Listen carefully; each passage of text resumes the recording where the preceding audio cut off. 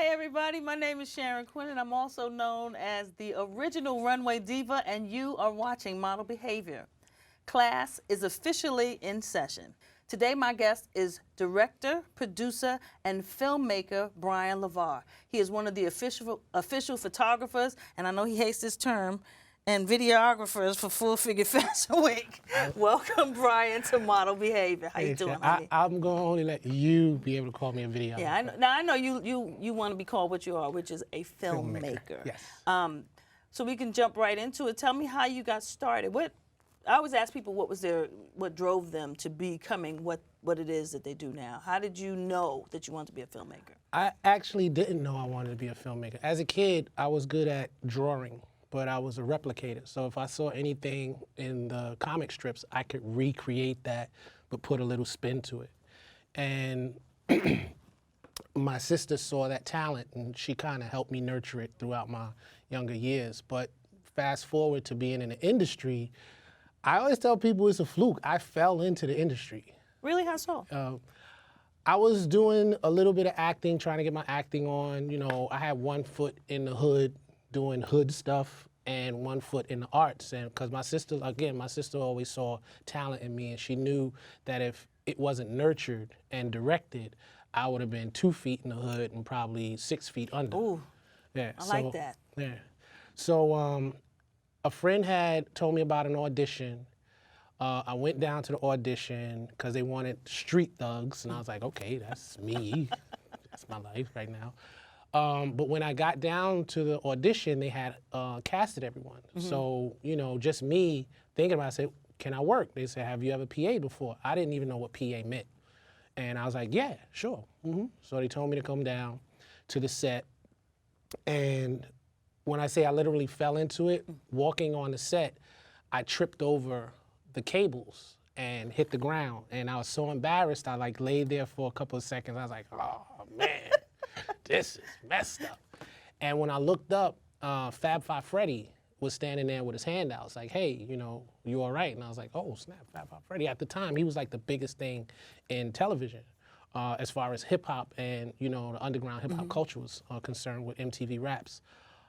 So he helped me up, you know, I dust myself off. And fast forward, I didn't know what PA was. I learned quick. And by the end of the night, the producers asked me to drive Fab home. And I was like, okay, fine. By the end of that trip from, we were at 135th Street. By the time we got to the Lower East Side, to where Fab lived at the time, he had given me a job as his assistant. Really? Yeah. Because on the ride down, he's like, you smoke? I was like, yeah. So we're riding down to FDR, smoking, talking about hip hop, talking about graffiti, talking about Brooklyn, and we basically grew up in the same area. Bed-Stuy and Bushwick is right across the tracks. And I knew because I used to hang out with a lot of graffiti writers, so I knew what all the layups were, where you hit trains. And just knowing that, and then I knew all the DJs in the neighborhood, because I was like the little kid that was always up under the rope. So we just had so much in common. And he said he bought a car, and he's like, I don't really drive. Would you want to be my assistant? I was like, you paying? He's like, yeah, how much you get as a PA?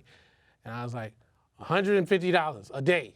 And I actually got $125 a day, so I, you know, my hustle. Oh, okay. Yeah. Now, before you go on, tell everybody what a PA is, because some people may not know. A PA is a production assistant.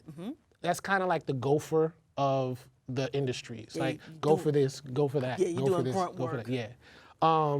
But as I got to be his assistant, I still worked on other productions. So I got the title of Super PA because I actually loved it. I loved being a PA. One reason, because in my neighborhood and where I'm from, I was the only person in that world. So when I got home, I was like, oh, I was on the set with LL Cool J, and oh, I was on the set with Salt and Pepper, and oh, I know this, that, and the third. So I became kind of like a local celebrity, and I just enjoyed it. I enjoyed just being in that atmosphere and working, and it was a different experience, and it catered to my creative side. Okay. And along with that, doing, you know, other jobs with other directors, I've worked my way up from PA to AD. And I started ADing for Fab. I AD'd for Gary Gray. What's AD? Assistant director. Okay. So I was an assistant director for Fab, assistant director for Gary Gray, assistant director for Brett Ratner. And that seems to me like that's a big title. What does an assistant director do? Well, basically on set, the director sits here, and the AD does everything else.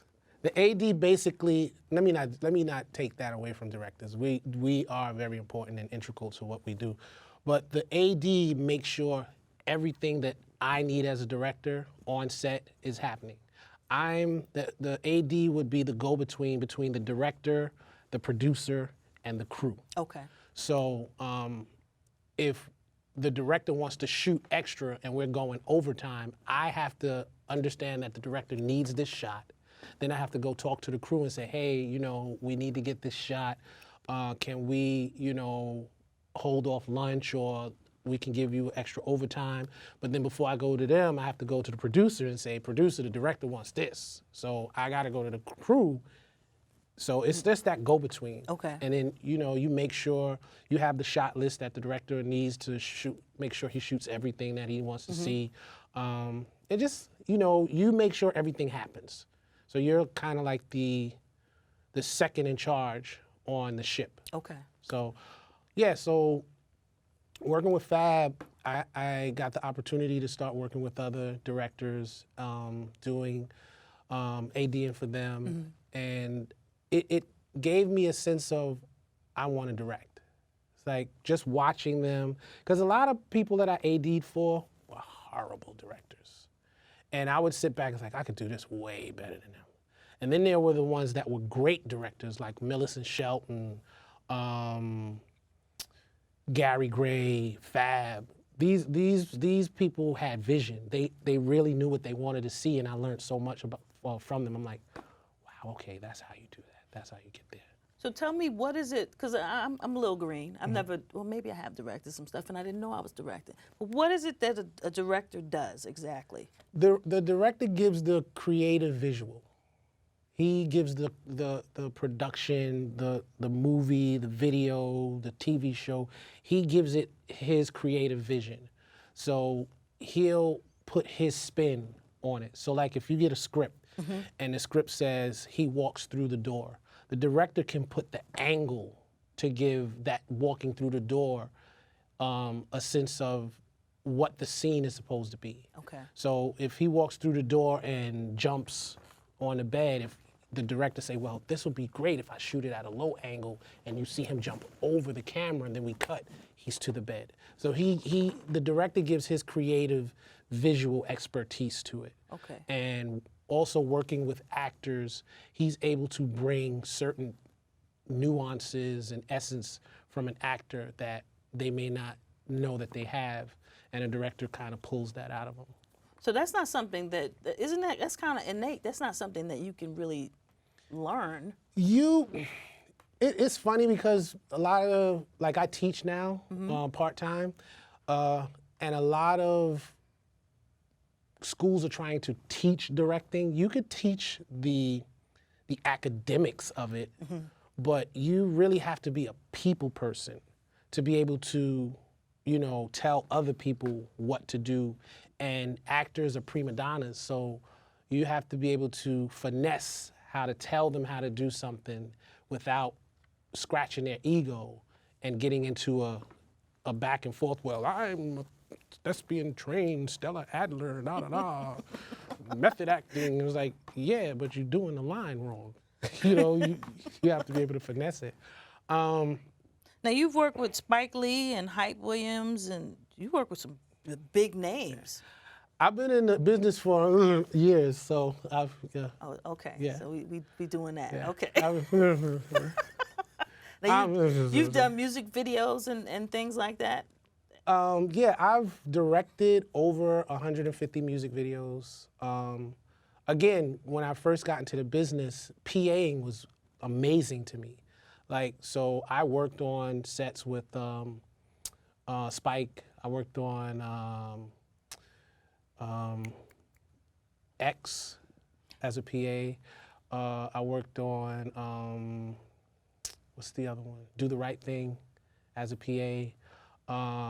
With Hype Williams. Hype is really kind of like my go-to mentor in the music video game. Because he had given me a piece of advice that, you know, holds to this day. And that was? About, I had went through a rough patch. I had started from directing my first music video, which was the Nas The World Is Yours remix. From that point, I started my own production company. So straight out the gate, I started my own business. Because I saw how production companies worked and who made the money, producers, directors, production company. I didn't really want to be a producer because I'm cool with money, but a lot of it kind of stays in my pocket when it's supposed to go somewhere else. And I didn't want that responsibility. So with the creativity that I saw directors having and the power, I said, that's me. I want to do that. I want to sit in that chair. So I took that on. And when I went through a bit of a rough patch at going through my music video career, Hype Williams told me, said, listen, if you feel it in your gut, trust your gut. He says, if you think something is better that you want to do than what the label wants to do what you want to do. Because it'll come out great because your gut told you so. You may not work with that label again, but you'll work with everybody else. And down the line, that label will come back to you. Did that happen for you? Yes. And that advice reigns supreme now because I've switched hats and I've been a fashion photographer for the past 7-8 years. And even with that, trying to find my lane, find my style, find what I want to do, I started listening to, you know, so-called vets and professionals or people that have been in the fashion photography industry. And they were always saying, oh, you have to shoot like this, or you have to shoot these kind of people, or you have to shoot this way, or you have to submit to this person and that. And I was doing that. I was walking that walk. But I was like, this is not me and this is not working. And recently I just like said, when I started a music video, I shot something that I loved. There was a song that I liked. I got the opportunity to shoot something and write something for it, and I shot it, and I did it the way I wanted to do, and the crowd came to me. From my first video, I got 2 to 3 videos a month for a 4 to 5 year run, and that's kind of amazing. At the time, music videos were popping. So the same thing with photography. I just decided, like, I'm just gonna shoot the way I love to shoot. And what way is that? Because your work is stunning. Thank I can't you. afford you just yet, but your work is You my beautiful. sister, I got you. Just let me know what we Y'all want to do. hear him, right? Just let me know what we all want right. to do, and then we work it out. But your stuff is stunning. Thank you. What is it that you do to get that? Honestly, I'm from the old school. I started out in music video and photography from the film ages. Like when you had to buy a can of film, put that can of film in there. You had to have enough money for a bunch of cans of film. And if you ran out and you didn't get everything, you were out of luck. So with that being said, my eye is trained to that filmic look. And now with everything digital, everything is looking too clean. Everything is like, and in the industry, what people were saying my work should look like, everything looks like a Instagram photo. And to me, that has no heart, no life, no energy, no mood to it. So to answer your question, my style, I try to bring back that film look.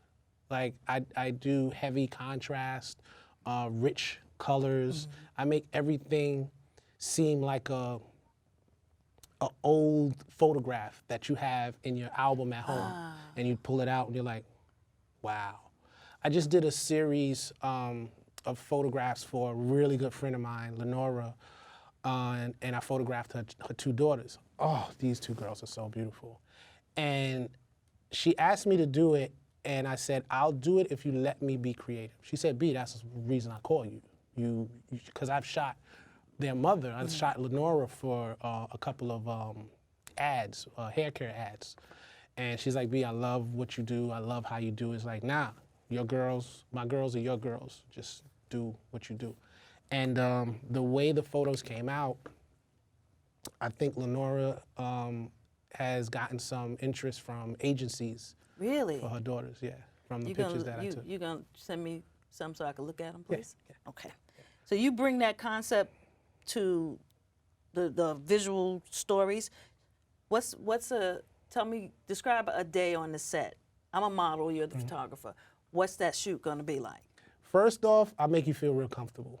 And the reason for that is, again, coming from the AD background, second AD background, it's like I want people to be comfortable on my set or around me, so it makes my job easier. And when I speak to you, you're able to understand it without any kind of, you know, adversity or whatever. So get to the set, very direct, very in your face, hi, how you doing, da da da da da. But I tell jokes, I make you laugh, make you, you know, feel comfortable. And I'm very good at explaining what I want. I'm a visual person, so one of the side jokes on my set is that sometimes when I want a model to do a certain pose, I can strike the pose.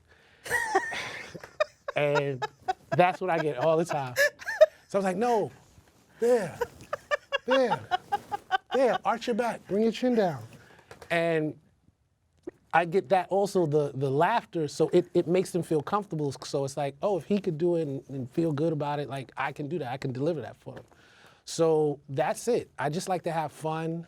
I don't shoot a lot, because with anything that I do creative, I never want it to feel like a job. Yeah. Once it starts to feel like a job, I get bored. So one of the reasons I try to work with people that are very loose in their personalities, then they could give me what I really need. And it's quick, like click, click, click, click, got that. You sure? Click, click, click, got it, just to make you happy. And then let's just move on. Now, so I call you, I said, Brian, I need some pictures. I haven't shot in a long time. Kind of uncomfortable in front of the camera, even though I've modeled for most of my life. Do you come up with the concept, or do I have to come up with the concept? What I tend to do when it's that type of situation, I say, Sharon, send me 3 to 5 pieces that you like, that if you could do, you would do them. As in, you want me to look for photos? Yeah, Okay. yeah. So okay. I say, send me 3 to 5 pieces that you like this. Either you like the style that it's shot, you like the makeup and the hair, the wardrobe, the location. Just send me what you're feeling visually. And then I'll take that and I'll mix it up into what I think you want to see. And then I'll create a mood board. And I'll send you the mood board. A mood board? Yeah. Oh, I So never heard of that. a mood board is basically self-explanatory. It's the mood of what the photo shoot is going to be. So mood boards usually consist of what the makeup is going to look like. So you find different pictures, or you work with a makeup artist, and they give you makeup swatches. You find different pictures and say, this is the type of makeup I want to do. I want to do a soft makeup, or I want to do a heavy smoky eye, or I want to do really thin eyebrows, whatever the concept is. So you get the makeup swatch, then you say, I want the hair to look like this. So you get a bunch of different little pictures of what the hairstyle, and so forth and so on. This is the wardrobe style.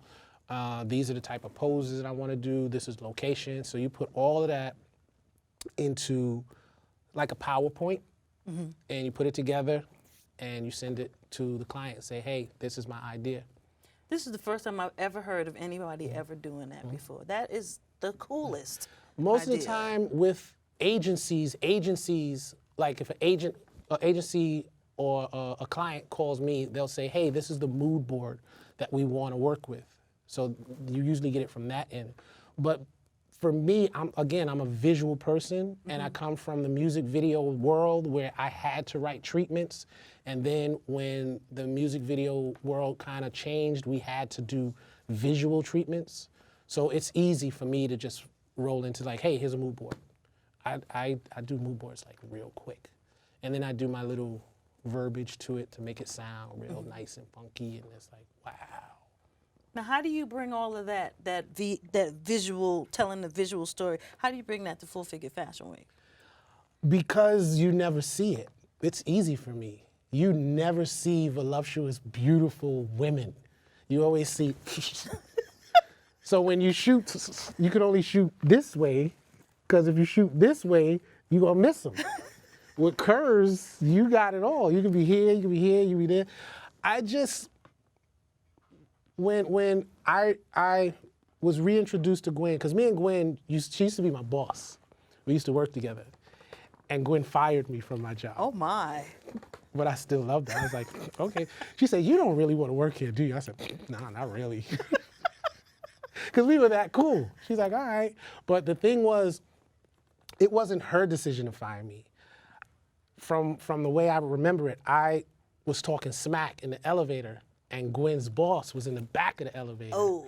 So he heard me, he's like, oh, well, he don't want to be here. Gwen, fire him. And Gwen was all sad, almost crying, like, but I gotta fire you. But you wanna go to this party I'm throwing next week? I was like, yeah, okay, cool.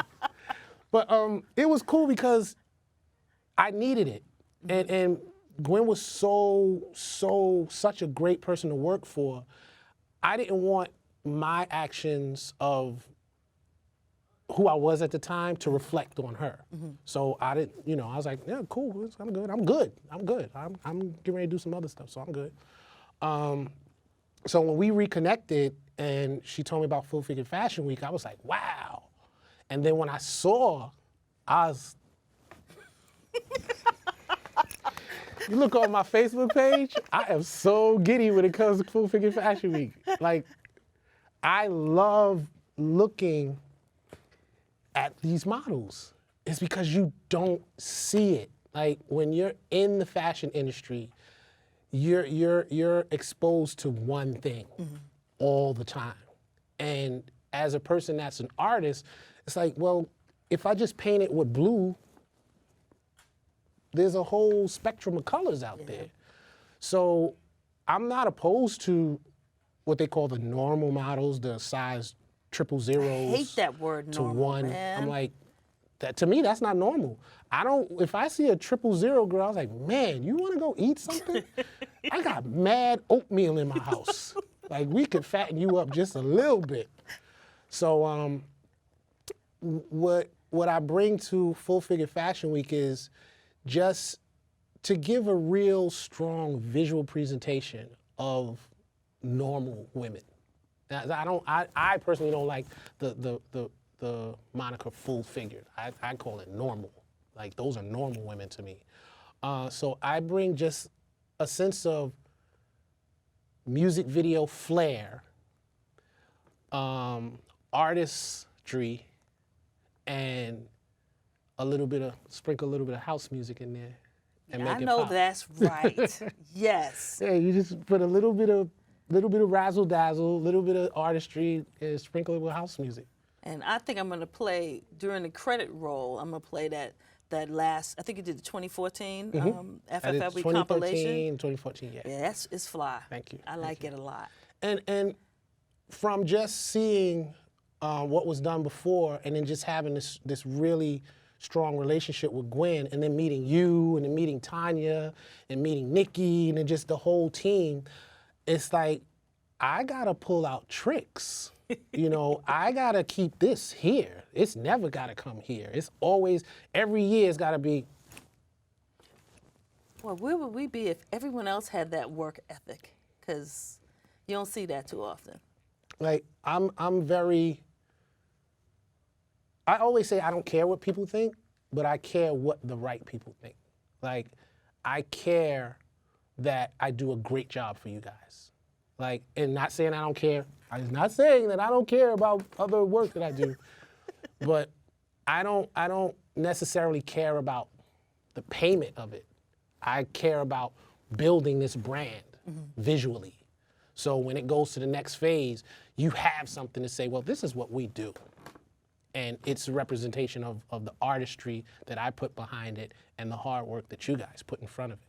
So, like, Tell me about your logo, because I love that. I loved it from the moment I saw it. It took me back to my own grandmother. So tell everybody what your production company's name is my and how you production- came up with that concept. My production company is called Grandma's Watching, and she was my heart. And this is my great grandmother, not my grandmother. So I knew my great grandmother before she passed away. My great grandmother was born in 1884. Wow.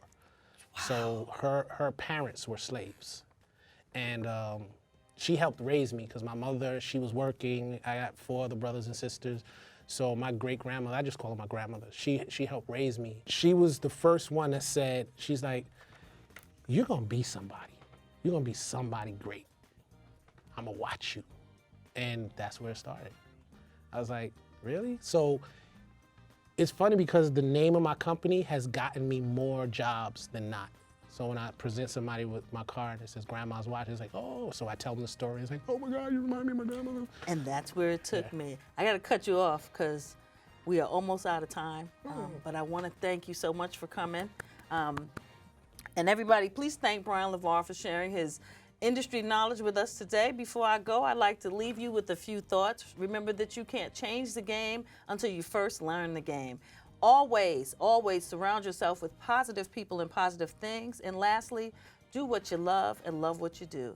Thanks for watching Model Behavior, and I'll see y'all next week. Remember, you make sure that you like us on Facebook, follow us on Instagram, Twitter, and Pinterest. If you missed an episode of Model Behavior, now you can catch up on all the prior episodes of our show by checking out our YouTube channel. Just Google Model Behavior with Sharon Quinn and find all of our previous episodes. Class is dismissed, y'all. Bye.